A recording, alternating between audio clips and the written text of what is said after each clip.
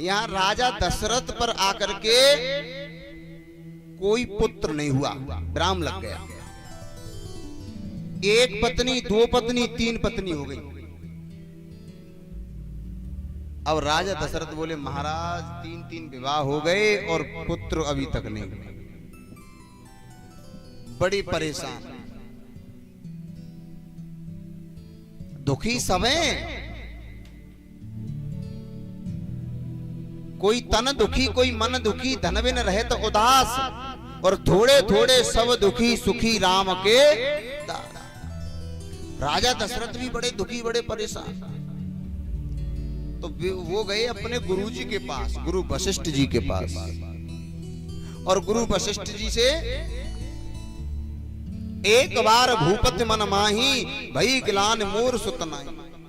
बहुत कष्ट हुआ, तब गुरु जी के पास पहुंचे। गुरु गृह गए तुरंत महिपाला, चरण लाग कर विनय विशाला। अपने गुरु जी से प्रार्थना करने लगे, गुरुदेव मेरे कोई पुत्र नहीं है, बड़ा दुख है, तो तुम्हारा आशीर्वाद हो जाए, तुम्हारी कृपा हो जाए तो मेरे पुत्र हो जाए।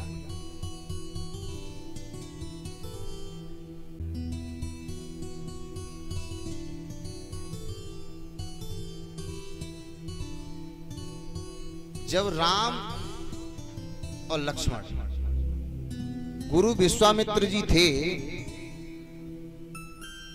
तो वो जंगल में यज्ञ करते थे। तो राक्षस उस यज्ञ को होने नहीं देते थे। तो राम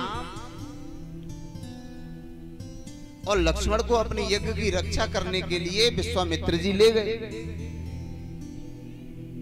जब लेकर के गए, उनके यज्ञ की रक्षा की। लेकिन एक दिन की बात,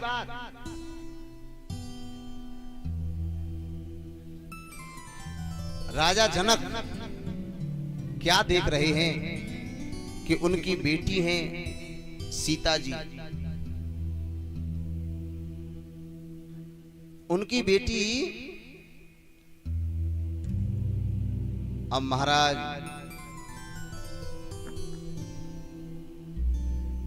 सीता जी क्या कर रही हैं कि धनुष को उठा करके और उस धनुष के नीचे सफाई कर रही हैं। राजा जनक ने देखा कि मेरी बेटी ये धनुष को अच्छे अच्छे वीर नहीं उठा सकते, और मेरी बेटी ने उसे अपने हाथों से उठा के साइड से रख दिया, तो मेरी बेटी कोई साधारण कन्या नहीं है। तभी राजा जनक ने प्रतिज्ञा कर ली कि मैं अपनी बेटी का विवाह उसके साथ करूंगा जो इस धनुष को तोड़ देगा।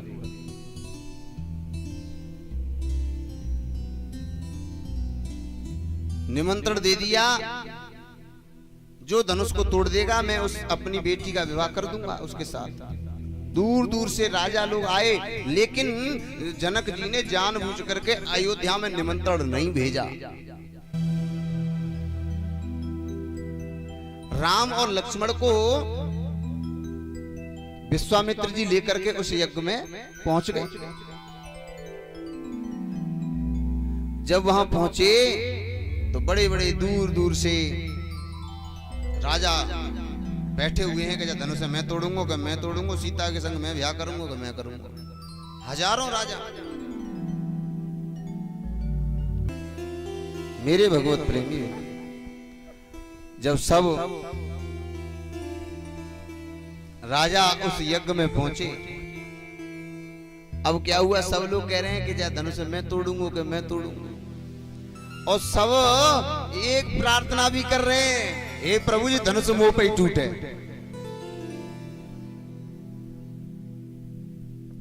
जब नंबर लगाया, राजा पहुंचा, धनुष नहीं टूटा। जब धनुष नहीं टूटा, आकर के बैठ गया। अब बोला प्रभु ये धनुष हम पे नहीं टूटा है तो किसी दूसरे पे भी नहीं टूटना चाहिए। राजाओं ने अथक प्रयास किया, लेकिन धनुष हिला भी नहीं। धनुष हिला भी नहीं।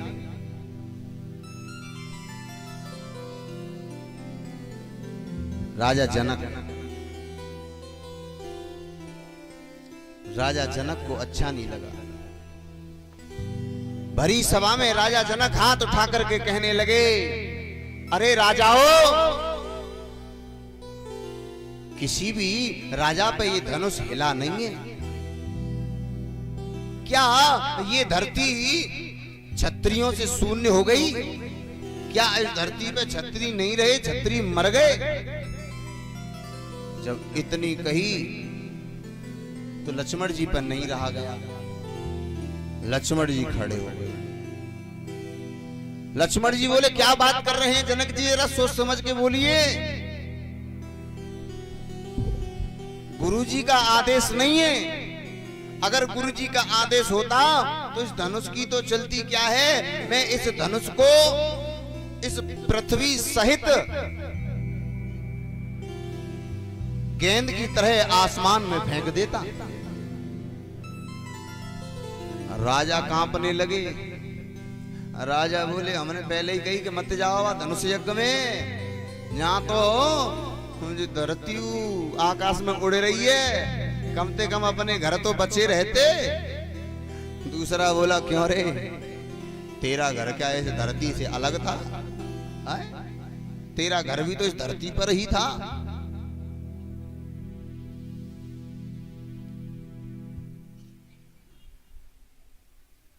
राम जी ने इशारा किया, लक्ष्मण बैठ जाओ, पहले ब्याह हमारो होगा कि तुम्हारो।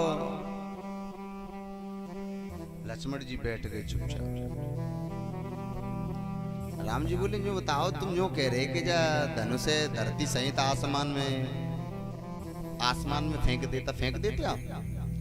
लक्ष्मण जी बोले, प्रभु आपकी कृपा से हमारे अंदर इतना बल कहाँ है। हम तो तुम्हारी वजह से तुम्हारे ऊपर इतर आए रहे। अरे ये तो वो वाली बात हो गई। एक व्यक्ति मेले में गया और मेले में मैं रबड़ी भी खाऊंगा, जलेबी भी खाऊंगा, रसगुल्ले भी खाऊंगा। किसी दुकान वाले ने पूछा, ए भैया, तुम्हारी जेब में पैसा है? बोला, क्या कह रहे हैं, जेब में पैसा? जेब ही नहीं है तो फिर कहां से खाओगे? लक्ष्मण राम जी बोले, इतना बल नहीं है तो फिर क्यों पहुंच गए? बोले, प्रभु भैया तुम्हारे प्रताप से। राम जी बोले, तुम चुपचाप बैठे रहो, गुरु जी बोलेंगे तो मैं जाऊंगा, मैं तोड़ूंगा, तुम शांत बैठो चुपचाप।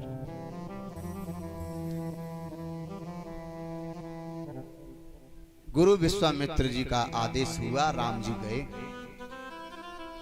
सीता मैया देख रही हैं और प्रभु से प्रार्थना कर रही है, प्रभु ये जो है ना, यहाँ पर धनुष टूट जाए। स्वयं धनुष को प्रणाम किया, हे धनुष भैया मैं तो प्रणाम कर रही हूं, तू अपना जितना तेरे में बल है तू उस बल को भूल जा और सिर्फ ओनली जैसे मत वाला हाथी और कमल के पुष्प को उखाड़ के फेंक देता है, तोड़ के फेंक देता है, कमल पुष्प की बराबर अपने बल को कर ले। और एक और बात, राम जी जब गए तो धनुष का टूटने का समय आ गया था। कोई किसी को मारता नहीं है, मारता है तो समय। बलवान कौन है? समय। समय आ गया तो समय आपको बलवान भी बना सकता है और समय आपको नीचे भी गिरा सकता है।